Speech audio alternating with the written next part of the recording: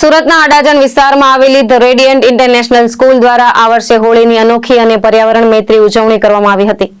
બીજ હોળી થીમ પર વિદ્યાર્થીઓ અને વાલીઓએ મુલતાની માટી અને રંગબેરંગી ફૂલો સાથે ઇકો ફ્રેન્ડલી હોળી અને ધૂળેટીનું આયોજન કર્યું હતું. જંગીપુરા બાદ અડાજણ સ્થિત ધ રેડિયન્ટ ઇન્ટરનેશનલ સ્કૂલ ખાતે આયોજિત કાર્યક્રમમાં પરંપરા સાથે પર્યાવરણ જાળવણીનો સંદેશ આપવામાં આવ્યો હતો. કેમિકલ રહિત રંગો, મુલતાની માટી અને ફૂલોના ઉપયોગથી હોળીની ઉજવણી કરવામાં આવી હતી. કાર્યક્રમ દરમિયાન ઝુંબા, યોગા અને વિવિધ મનોરંજક પ્રવૃત્તિઓ યોજાઈ હતી. સાથે જ વિદ્યાર્થીઓને હોળી અને ધૂળેટીનું ધાર્મિક અને સાંસ્કૃતિક મહત્વ સમજાવવામાં આવ્યું હતું. વિદ્યાર્થીઓ અને વાલીઓએ ઉત્સાહભેર ભાગ લઈ આનંદમય માહોલ સર્જ્યો હતો.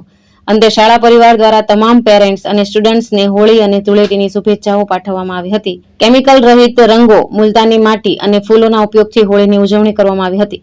સાથે જ વિદ્યાર્થીઓને હોળી અને ધૂળેટીનું ધાર્મિક અને સાંસ્કૃતિક મહત્વ સમજાવવામાં આવ્યું હતું. ઉત્કર્ષ ગલચર, દ્રષ્ટિકોણ ન્યૂઝ, સુરત.